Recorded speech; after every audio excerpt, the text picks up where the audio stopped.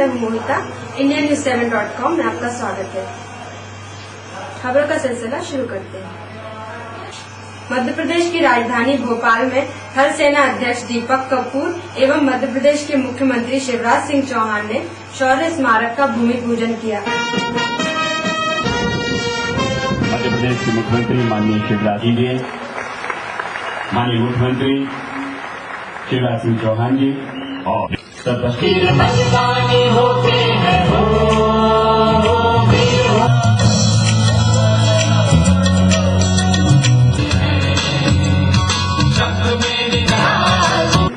थल सेना अध्यक्ष जनरल दीपक कपूर परम विशेष सेवा मेडल, अति विशेष सेवा मेडल, विशेष सेवा मेडल आपको इस मौके पर इस कार्यक्रम की यादगार। और वीर सैनिकों, देवियों, सज्जनों, इस अवसर पर कई अधिकारी मुख्य रूप से उपस्थित थे। देश में अभी तक साधु संत पूजा पाठ और योग विद्या सिखाया करते थे। इसी कड़ी में बाबा रामदेव का नाम आज भारत में ही नहीं सारी दुनिया में योग गुरु के नाम से जाना जाता है। बाबा रामदेव जो महात्मा गांधी की तरह शरीर पर एक लंगोटी लगाते हैं, लेकिन आज बाबा रामदेव करोड़ों के नहीं अरबों की संपत्ति के मालिक हैं। 1, 2 हजार या करोड़ नहीं, अरबों सदस्य आज उनके इस दुनिया में बन चुके हैं। अब बाबा रामदेव भारत में भारत की व्यवस्थाओं, राजनीतिक व्यवस्थाओं, न्यायपालिका की व्यवस्थाओं और बढ़ रहे भ्रष्टाचार में को देखते हुए देश में नई राजनीतिक पार्टी बनाने की ओर अग्रसरित हैं। बाबा रामदेव ने भोपाल में पत्रकारों के साथ चर्चा करते हुए कहा है कि अब वो भारत में एक नई राजनीतिक पार्टी बनाएंगे, जिस पार्टी के चलते उनके सदस्य इस पार्टी के बैनर तले लोकसभा और विधानसभा का चुनाव लड़ेंगे और इस चुनाव के बाद देश की संसद में और देश की विधानसभाओं में ईमानदार चुने हुए प्रतिनिधि जाएंगे। सभा का सत्र चल रहा था तो भी माननीय मुख्यमंत्री जी अपने राष्ट्र धर्म के साथ साथ अपना योग धर्म भी निभाने आए। राज्य धर्म वह तो इनका दायित्व है ही जो इस मध्य प्रदेश की जनता ने उनको सौंपा है। और गीता में भगवान श्री कृष्ण कहते हैं तपस्या अधिको योगी जाने मदोधिका कर्मभ्यस अधिको योगी तस्मात् योगी भव अर्जुना। बाबा रामदेव ने पत्रकारों के बीच कहा है कि इस देश में भ्रष्टाचारियों को फांसी की सजा दे देना चाहिए। इस देश में बढ़ते भ्रष्टाचार, बढ़ती अव्यवस्थाओं और बढ़ती असमानता को लेकर बाबा रामदेव काफी खिन्न दिखाई दिए। योग की दुनिया से अब बाबा रामदेव का मन ऐसा लगता है कि भर गया है और वह अब राजनीति की चकाचौंध, लाल बत्ती और आलीशान माहौल में जीने के आदी होना चाहते हैं। बाबा रामदेव के सैकड़ों समर्थकों ने कल भोपाल में एकत्रित होकर अपनी नई पार्टी की रूपरेखा बनाई। बाबा ने इस पार्टी की रूपरेखा को नया बल दिया, अपने समर्थकों को नेतृत्व दिया। बाबा ने अपने समर्थकों से कहा है कि सारे देश में एक एक जिले से लगभग 7 लाख से 10 लाख सदस्य बनाए जाएं। इन सदस्यों से 51 रुपए से लेकर 1001 रुपए तक सदस्यता शुल्क के नाम से लिया जाए। बाबा का कहना है कि उनकी जो राजनीतिक पार्टी बनेगी, उस राजनीतिक पार्टी को विदेशों से, राजनेताओं से, व्यापारियों से या अन्य अपराधियों से, किसी भी तरह के व्यक्तियों से चंदा नहीं लिया जाएगा। उनकी पार्टी के कार्यकर्ताओं द्वारा जो पैसा इकट्ठा किया जाएगा, उसी से ये राजनीतिक पार्टी चलाई जाएगी।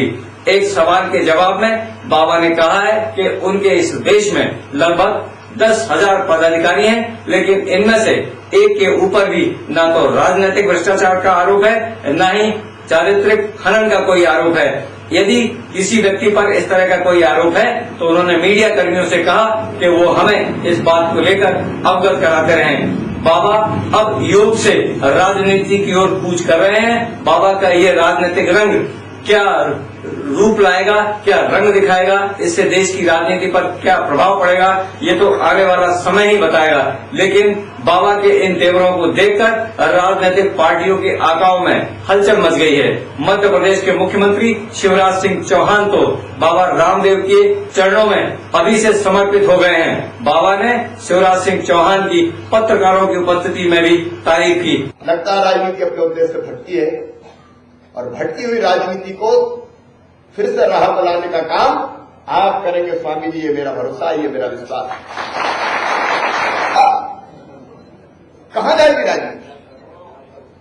और जो इतना पैसा खर्चा करके चुनाव जीतेंगे वो जनता की सेवा करेंगे। ऐसा लगता है कि भारतीय जनता पार्टी यदि शिवराज सिंह चौहान से किनारा करती है या शिवराज सिंह चौहान भारतीय जनता पार्टी से किनारा करते हैं तो आने वाले समय में वो बाबा रामदेव की राजनीतिक पार्टी के एक स्तंभ बन सकते हैं। अब ये तो समय ही बताएगा कि इस राजनीतिक जंग में बाबा रामदेव की जीत होती है या आज के सत्ताधारी राजनेताओं की।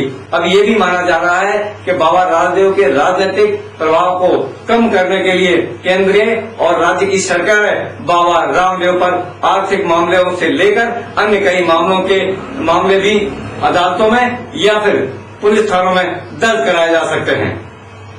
देश की संसद में रेल मंत्री ममता बनर्जी आज अपना पहला रेल बजट प्रस्तुत करेंगी। रेल बजट में इस बार भी किराया बढ़ोतरी की संभावना नहीं है। वहीं ममता बनर्जी नई ट्रेनें एवं अन्य सुविधाओं के बारे में जानकारी देने की घोषणा करेंगे। मध्य प्रदेश की विधानसभा में दूसरे दिन जैसा कि उम्मीद थी ठीक वैसा ही हुआ। मध्य प्रदेश के विधानसभा में विपक्ष पार्टी के नेताओं और विधायकों ने भारी हंगामा किया। मध्य प्रदेश सरकार के स्थानीय शासन मंत्री बाबूलाल गौर ने जैसे ही अपने उद्बोधन में कहा कि भ्रष्टाचार जनरल बात है, भ्रष्टाचार को बढ़ावा देना मानते हुए विपक्ष के विधायकों ने शोर शराबा शुरू कर दिया। बाबूलाल गौर ने इस शोर शराबे को देखते हुए उन्हें एहसास हुआ कि वो अपनी जबान से क्या कह गए। बाबूलाल गौर ने अपने शब्दों को बदलते हुए फिर कहा कि मध्य प्रदेश सरकार में लगभग 90% अधिकारी ईमानदार हैं, लेकिन भ्रष्टाचार जनरल है। जनरल भ्रष्टाचार को बढ़ाव की बात कहते ही विधायकों का मानना था कि मध्य प्रदेश सरकार के मंत्री और मध्य प्रदेश सरकार प्रदेश में भ्रष्टाचार को बढ़ावा दे रही है, तभी प्रदेश सरकार के अधिकारियों पे करोड़ों रुपए की बेनामी संपत्ति मिल रही है, उनके घरों पर छापा पड़ रहा है। आज की विधानसभा काफी हंगामेदार रही। ध्यानाकर्षण के समय मध्य प्रदेश सरकार के पूर्व मंत्री और कांग्रेस के विधायक राहुल सिंह और विधायक दिलीप सिंह गुर्जर ने सवाल उठाते हुए विधानसभा को घेरा और सरकार को घेरने का प्रयास किया।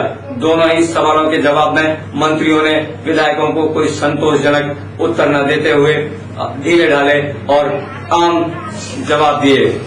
इसी तरह मध्य प्रदेश की विधानसभा में आज प्रदेश के मुख्यमंत्री शिवराज सिंह चौहान ने सबसे पहले अपनी संपत्ति का खुलासा किया, लेकिन मुख्यमंत्री ने जिस संपत्ति का खुलासा किया उस संपत्ति के खुलासे से राजनीतिक हलचल मची हुई है। राजनेताओं और आम लोगों का मानना है कि जो पिछले 20 सालों से सांसद है, 4 सालों से प्रदेश का मुख्यमंत्री है, वह 16 लाख रुपए का कर्जदार है। जबकि यदि 5 साल भी कोई व्यक्ति किसी नगर निगम या नगर पालिका में पार्षद के पद पर रहता है या 5 साल विधायक रहता है तो वो करोड़ों की संपत्ति का मालिक होता है।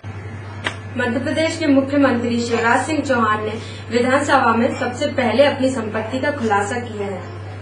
मुख्यमंत्री ने अपनी संपत्ति का ब्यौरा विधानसभा पटल पर रखा। इसमें उन्होंने अपने पास एक रिवॉल्वर, 1,80,000 घरेलू सामान, बैंक में स्वयं के पुत्रों के नाम जमा 13 लाख रुपए और 64 ग्राम सोना दर्शाया है। इसके अलावा मुख्यमंत्री के पास जैत ग्राम में 4.79 एकड़ भूमि एवं ग्राम वैश्य में 1.29 हेक्टेयर कृषि भूमि, विदिशा में एक मकान तथा विधायक परिसर भोपाल में 23 लाख रुपए का एक मकान है। इस मकान हेतु उन पर 16 लाख का बैंक ऋण बाकी है।